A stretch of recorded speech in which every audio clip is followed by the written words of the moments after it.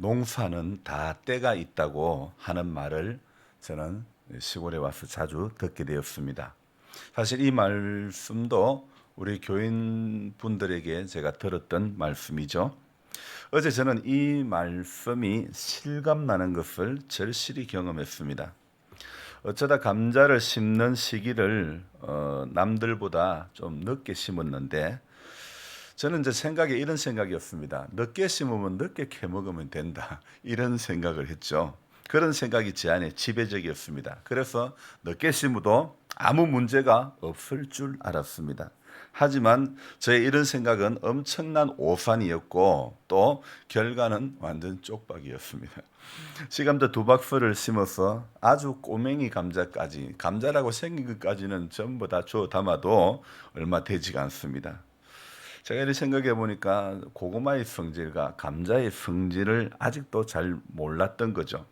감자는 성질이 따스한 고구마와는 달리 또 이렇게 커가는 과정에 따뜻하고 건조해야 잘 크는데, 고구마는 수분이 많은 점토질에서 잘 자라고 감자는 이렇게 물이 잘 빠지는 사토질, 이런 흙에서 잘 자란다고 합니다.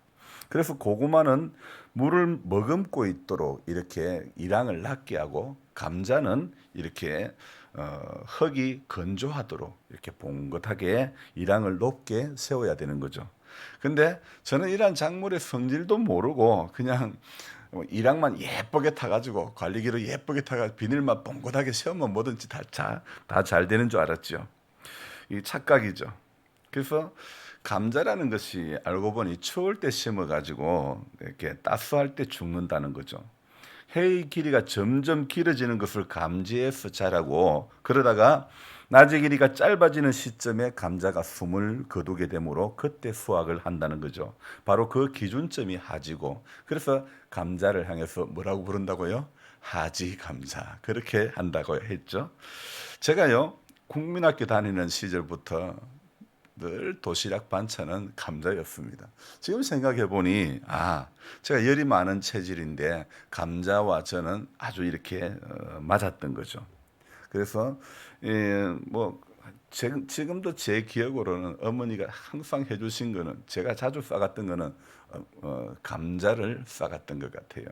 또 그래도 그럴 수밖에 없었던 것이, 감자 아니면 김치인데 김치는 싸가면 국물 새가지고 책에 다 적게 되고, 그러니까 차라리 감자 싸주세요, 그랬던 것 같아요. 또 우리가 음식 중에 닭도리탕 같은 이 음식도 보면요, 닭이란 동물 자체가 원래 열이 많습니다. 그래서 닭도리탕에는 열이 없는 차가운 서늘한 성질의 감자와 같이 이렇게 넣어가지고 음식 궁합을 그렇게 하는 거죠. 반면에 몸에 열이 많은 오리와 같은 몸에 열이 없는 오리와 같은 동물은요, 이거 뭐 유황을 먹어도 죽지 않는 거예요. 그래서 유황을 먹인 오리, 유황오리, 그런 이야기도 하는데요. 오리는 다른 거예요. 오리는 찬 성질해 주고 감자와 같이 넣어가지고 음식을 하면 열이 아주 많은 사람 외에는 그렇게 먹으면 배탈이 나거나 또 설사하기에 딱 좋다고 한다는 것입니다. 재미난 것은요, 고구마는요, 천성이 열이 많게 창조되었기 때문에 날 것으로 먹어도 괜찮지만은, 감자는 원래 창조될 때부터 감자는 열을 가해서 먹지 않으면 쉽게 배탈이 날 수 있도록 만들어진 겁니다. 그래서 이 보면 너무 신기한 게, 감자와 고구마의 싹의 색깔도 다른 겁니다. 감자는 성질이 차서 그런지 시퍼런 색깔이고, 고구마는 성질이 따뜻한 어떤 그런 식물에서 그런지 싹의 색깔도요 이렇게 붉은색입니다. 하나님께서요 식물 하나 창조하심도 이렇게 색깔별로 해서 성질이 다르게 만들으셨다는 것이 너무너무 신기한 겁니다. 저는 이런 것도 모르고 늦게 심으면 늦게 캐서 먹으면 된다고 했으니 제가 얼마나 어리석은 생각을 했는지, 수확한 감자를 보면서 때가 정말 중요하다는 것을 다시 한번 생각하게 되었습니다. 저는 또 그러면서 오늘 새벽에 글을 적으면서 농사만 때가 있는 것이 아니다, 신앙도 때가 있다. 이런 생각이 절실히 드는 겁니다. 이 땅에 있을 때 우리가 신앙을 가지고 하나님의 뜻에 따라 살아가야 하는 것이죠. 하나님은 감자나 고구마처럼 우리를 기질대로 사용하시기를 원하시는데, 중요한 것은요, 사람의 성품, 사람의 어떤 성질의 문제보다 더 우선하는 것은, 신앙에 있어서 더 우선적인 것은 무엇이냐 하면 바로 신앙에서는 농사보다도 더 중요한 때의 문제라는 것입니다. 그럼에도 불구하고 제 자신의 어리석은 생각, 늦게 심으면 늦게 먹으면 된다는 이런 어리석은 생각에 붙들렸던 것처럼, 신앙의 세계에서도 우리도 이렇게 어리석은 생각을 하기 쉽다는 겁니다. 대개 시골 교회는 농사가 바쁜 농번기 때는 이래저래 예배에 빠지게 되는 것이 잦은 편입니다. 그래서 저는 목사지만은 농사를 지어본 입장이기 때문에 때의 중요성은 다른 목사님들보다도 잘 아는 편입니다.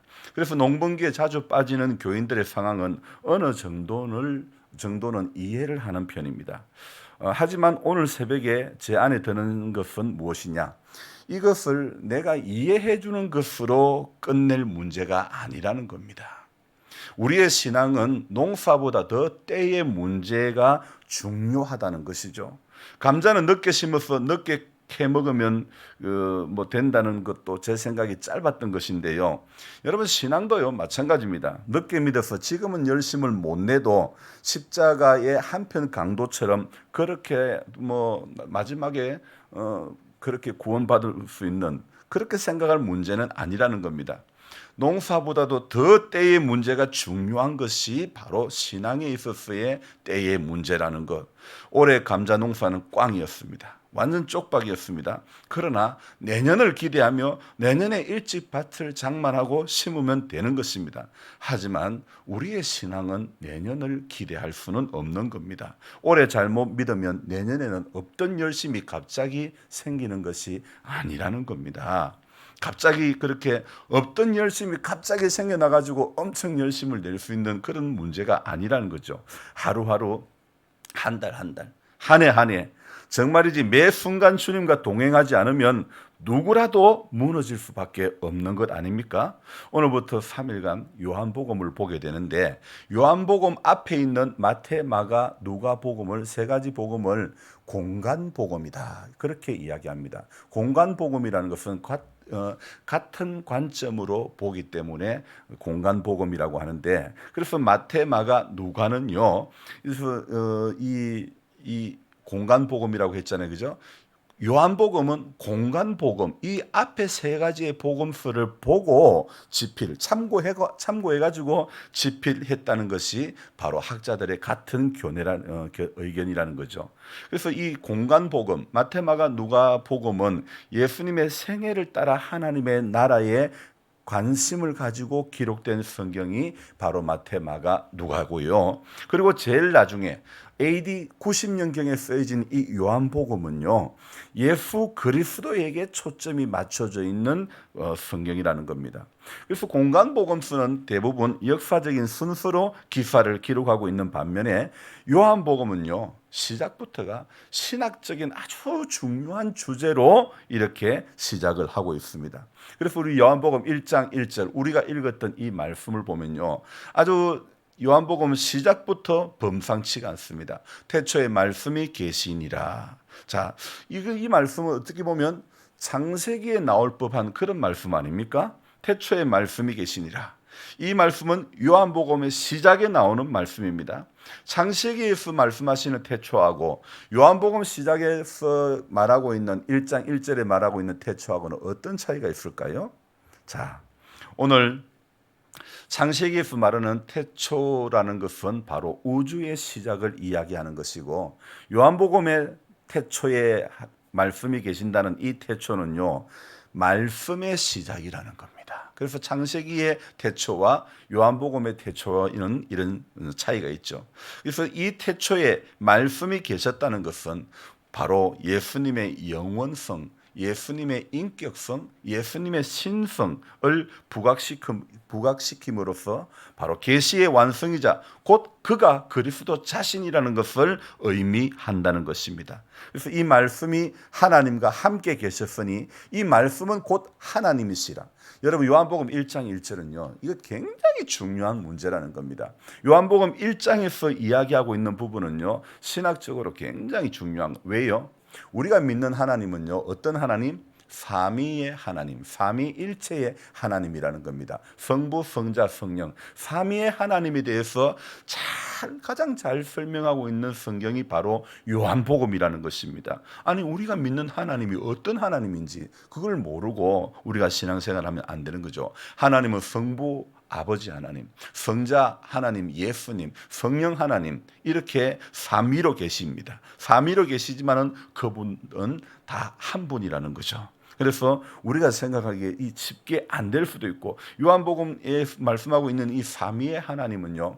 이거 참 평생 또 정립이 안 될 수도 있는 아주 어려운 부분이기도 합니다. 그래서 시작부터 범상치 않은 말씀이 기록되어 있는데 오늘 삼위 하나님이시라는 것.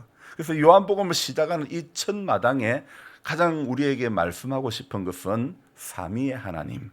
그래서 삼위일체이신 하나님을 강력하게 뒷받침하고 있는 구절이 바로 요한복음 1장 1절이라는 것입니다. 이 말씀은 말씀으로 나타나지만은 그가 본질이신 하나님이라는 것을 이야기하고 있습니다. 말씀으로 태초에 말씀이 계시니라. 이 말씀이 하나님과 함께 계셨으니 이 말씀은 곧 하나님이다. 자, 말씀은 하나님이다. 여러분, 이것이 우리의 신앙 가운데 기독교를 믿는 우리의 신앙 가운데 말씀은 하나님이라는 것을 먼저 인정을 해야 되는 것입니다. 그래서 하나님의 말씀, 성경은 바로 성경 말씀이 하나님이라는 것을 우리는 기억을 해야 되는 거죠. 자, 나타내는 어떤 방법은 다르게 보일지 몰라도 오늘 말씀은 곧 하나님이다. 자, 2절에도 이 얘기하고 있죠. 그가 태초에 하나님과 함께 계셨고 여기에 그가 누굽니까? 바로 말씀이라는 거죠. 말씀이 태초부터 하나님과 함께 계셨고 요한복음은 다른 복음서와는 다른 차이점이 있는데 요한은 이 요한복음서 1장에만 해도요. 이 예수님의 8가지 모습을 이야기를 하고 있는 것이 발견됩니다. 먼저 1절에는요. 예수님을 뭐라고 말합니까? 말씀이라고 이야기합니다. 자, 그러면요. 또 우리 차례로 한번 봅시다. 29절에는 예수님을 뭐라고 이야기하고 있습니까? 성경을 봅시다. 29절. 자, 29절 끝부분에 예수님을 향해서 뭐라고요? 어린 양이라 그랬죠. 자, 34절에는 또 뭐라고 말합니까? 내가 보고 그가 하나님의 뭐요? 아들. 자, 그리고 또 38절 볼까요? 38절에는 랍비요. 랍비라고 또 이야기하고 있고 41절 봅시다. 41절에는 뭐라고요? 예수님을 메시아, 구원자라 그렇게 이야기하고 있고 또 49절에는 뭐요? 49절에는 이스라엘의 왕이다. 그렇게 임금이다. 그렇게 이야기하고 있죠. 그리고 다 마지막에 51절 봅시다. 51절에는 무엇이라고 이야기하고 있습니까? 인자라고 이야기를 하고 있습니다. 그러니까 예수님을 이 8가지로 다양하게 표현을 하고 있습니다.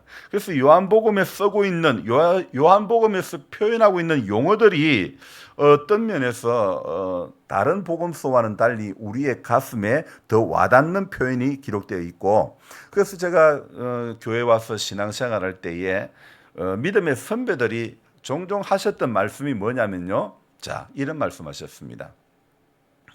성경을 읽을 때 요한복음부터 읽어라. 이런 이야기를 자주 말씀하셨습니다. 그래서 다른 복음서와는 달리 예수님에 대해서 가장 잘 설명하고 있고 예수님에 대해서 아주 여러 방법으로 설명을 하고 있는 성경이기 때문에 우리 믿음의 주에 온전케 하시는 이 예수님에 대해서 가장 잘 표현하고 있기 때문에 요한복음부터 봐라고 그렇게 말씀하셨던 것이죠. 그래서 이 요한복음은 사실 AD 주후 90년경에 쓰여진 성경인데요. 바벨론 포로에서 돌아왔을 때에 이스라엘 백성들에게 법궤는 사라졌지만은 하나님은 내가 너들과 함께 하겠다 약속하셨습니다. 자, AD 70년, 주 70년경에 이 예루살렘은 디토 장군에 의해 가지고 완전히 파괴되고 멸망되고 말았습니다. 하지만 어떤 것보다도 우선되는 것은 하나님의 말씀입니다. 그래서 오늘 이 요한복음 1장 1절처럼 이 말씀이 하나님과 함께 계셨으니, 이 구절을 생각하면 나라는 멸망했지만은요, 나라는 망해버렸지만은, 그러나 이 구절을 생각할 때에 사람들의 가슴은 뜨거워질 수밖에 없는 것 아닐까요? 그렇게 법궤가 이스라엘 백성들이 바벨론 포로에서 돌아왔을 때 법궤는 사라져버려도 하나님께서 내가 너와 함께하겠다, 그들과 함께하겠다 약속을 하셨기 때문에, 자, 우리는요 그 세상의 어떤 문장도 요한복음에 나오는 문장하고는 비교할 수 없는 것입니다. 요한복음에서 우리가 가장 기억이 남을 법한 그런 구절 있죠. 요한복음 3장 16절 뭡니까? 하나님이 세상을 이처럼 사랑하사 독생자를 주셨으니 이는 저를 믿는 자마다 영생을 얻게 하려 함이라고. 여러분, 요한복음에는요 다른 복음서에서 나오지 않는 복음의 진수를 설명하고 있는 구절들이 얼마나 많은지 모릅니다. 오늘 1장 1절만 해도 그렇습니다. 어떤 문장도 요한복음 1장 1절을 대신할 수 없습니다. 구약에서 하나님의 말씀은요 곧 창조의 근원이자 하나님 자체였습니다. 말씀이 곧 그 존재였고 말씀이 곧 생명이었다는 것입니다. 자, 여러분 봅시다. 모든 것이 파괴되고 모든 것이 사라졌다고 할지라도요 하나님의 말씀이 있다면 그거는 전부라는 겁니다. 다 파괴되고 다 사라지고 다 없어도 하나님의 말씀이 있으면 말씀이 곧 사람에게 생명이라는 것입니다. 여러분, 우리는 이스라엘 역사, 그 과거의 광야의 역사를 기억하고 있습니다. 광야는 어떤 것입니까? 아무것도 없었던 그런 땅이었지만은 하나님의 말씀으로 하나님은 그들을 이끌어내었고 말씀으로 먹이셨고 말씀으로 보호한 곳이 바로 광야라는 것입니다. 이제 요한은요 이스라엘의 존재의 의미라고 여겨졌던 나라를 잃고 성전마저 파괴되어 가지고 아무것도 없이 무가 되어버린 그런 유대인들을 향하여 이렇게 말씀합니다. 여기에 말씀이 계시니라. 태초에 말씀이 계시니라. 아무것도 없는 그들에게 얼마나 희망적인 메시지 아닙니까? 이 얼마나 장엄한 구절이 아닐 수가 있겠습니까? 우리는 그동안 한 2, 3년간 코로나19, 백신, 음성, 양성, 신속 항원 검사, 근래에는 또 원숭이 두창, 생각만 해도 이젠 지긋지긋합니다. 누가 그럽디다. 집에 있으면 감기고 병원 가면 코로나라고. 그동안 우리는 너무 호들갑 떠는 것은 아닌지 모르겠습니다. 말씀을 들은 사람의 반응이 여러분 이렇게 들떠야 되는 거 아닙니까? 우리는 그동안 말씀에 대해서는 말씀을 들었을 때는 반응이 이처럼 들지 않았습니다. 전 세계가 이렇게 들뜨고 이렇게 막 반응을 예민하게 했던 것이 어디에 또 있었겠습니까? 오늘 저는 생각해 봤습니다. 하나님의 말씀, 태초에 말씀이 계셨으니 이 말씀은 곧 하나님이라, 이렇게 말씀하실 때에 우리의 가슴이 들떠야 되는 거 아닙니까? 하지만 어떻습니까? 말씀 앞에는 무반응, 말씀 앞에는 무감각. 태초에 말씀이 계셨으니 이 말씀은 곧 하나님이시라고 말씀해도 삼위일체이신 하나님을 정언하는 이 구절 앞에서도 가슴 떨림이 없다는 것, 오늘 우리의 영적인 현 주소가 아닐까요? 원숭이 두창이 뭔지 저도 호기심이 나서 검색해 보기도 했습니다. 하지만 우리가 정말 호기심을 가지고 우리가 정말 고민하고 우리가 정말 생각해 봐야 될 영원한 문제는 태초에 말씀이 계셨다는 것. 여러분, 태초부터 말씀이 계셨어도 우리는 말씀과 반한 인생의 길을 걸어오지는 않았습니까? 삼위일체의 하나님이 일하셨는데도 하나님의 일하심 앞에도 가슴 떨림이 없는 우리들 모습은 아닙니까? 저와 여러분들은 다시 처음 사랑으로 돌아가야 되는 것입니다. 오늘 14절에 보면 말씀이 육신이 되어 우리 가운데 거하심에 우리가 그의 영광을 보니 아버지의 독생자의 영광이요 은혜와 진리가 충만하더라 그랬습니다. 말씀이 육신을 입고 우리 가운데 오셨다는 이 사실, 우리 하나님께서 인간의 몸을 입고 우리 가운데 오셨다는 이 사실, 성육신했던 이 사실, 이것보다 더 귀한 사실이 어디 있고, 이것보다 더 귀한 가슴 떨림, 이것은 전 세계가 이 사실 앞에서 정말 들떠야 되는 거 아닙니까? 정말 이 사실 앞에 가슴 감격해야 될 그런 우리들의 모습이 되어져야 되지 않을까요? 여러분, 저와 여러분들 다시 한번 우리가 정말 들떠야 될 것, 우리가 정말 어떤 뜨거워져야 될 것이 세상에 어떤 것이 아닌 바로 복음의 소식 앞에서 저와 여러분들이 가슴이 들떠야 되고 뜨거워져야 될 줄로 믿습니다. 태초에 말씀이 계시니라. 이 말씀이 하나님과 함께 계셨으니 이 말씀은 곧 하나님이시니라. 정말 이 구절 앞에 우리는 오늘도 감격해야 하는 그런 하루가 되어져야 될 줄로 믿습니다. 하나님이 눈으로 볼 수 있는, 우리의 눈으로 이렇게 보지는, 직접 보지는 못해도요, 하나님이 말씀으로 우리 가운데 다가오셨다는 것, 하나님이 말씀이 육신이 되어 우리 가운데 오셨다는 것, 이 사실 하나만으로도 저와 여러분들은 영원토록 가슴이 뜨거워져야 되고 들떠야 되지 않겠습니까?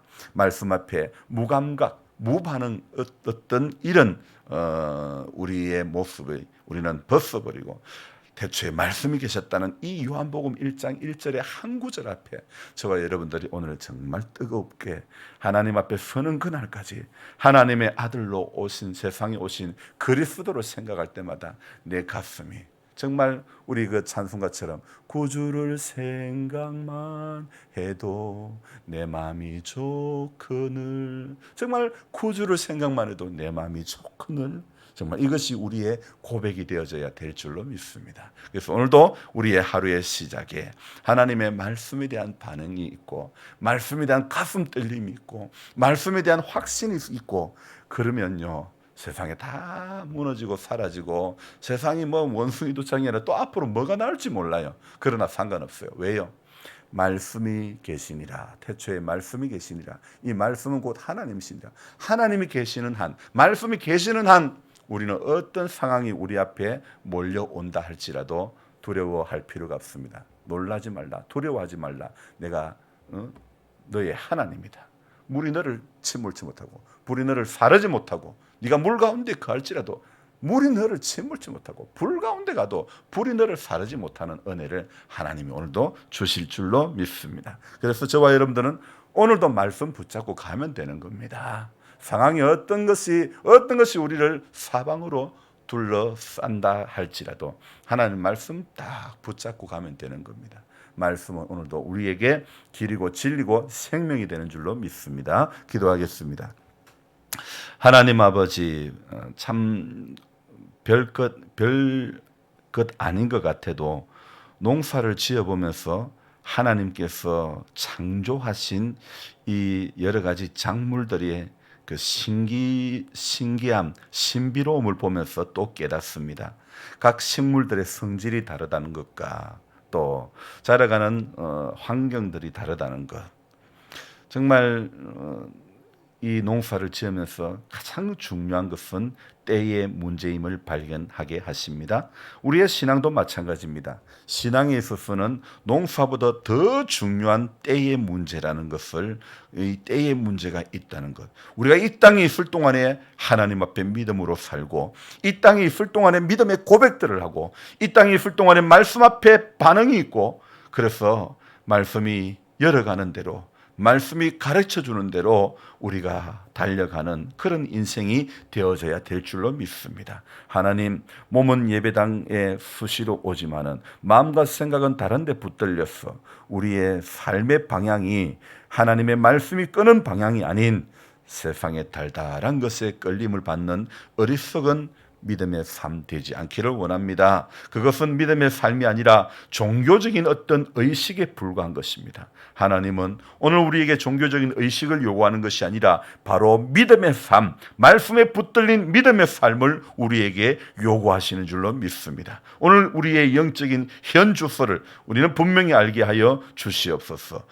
뉴스에 나오는 굵직굵직한 일에는 호기심이 많이 가도 태초부터 말씀이 계셨어도 이 말씀과 반한 인생의 길을 우리가 걸어왔던 적이 얼마나 많았는지 모릅니다. 하나님, 오늘도 삼위 하나님의 일하심에 우리의 가슴 떨림이 있기를 소망합니다. 다시 첫사랑을 회복하여 하나님 말씀으로 돌아가는, 정말 종교개혁자가 그렇게 외쳤던 것처럼 오직 말씀, 오직 성경, 하나님의 말씀 성경으로 돌아가고 오직 은혜로, 오직 믿음으로 하나님 앞에 나아가는 그 길밖에 없음을 우리는 다시 한번 확인하고, 하나님 오늘 요한복음을 우리에게 주심을 감사드립니다. 삼위의 하나님을 오늘도 우리가 기억하게 해주시고 삼위로 오신 우리 하나님의 일하심을 오늘도 우리가 경험하게 하여 주시옵소서.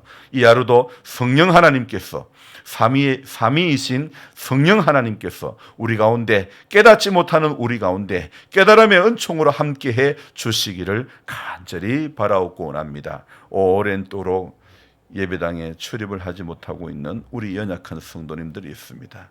권상우 장로님, 또 권혜경 자매님, 권필우 권사님, 하나님 아버지 불쌍히 여겨 주시옵소서.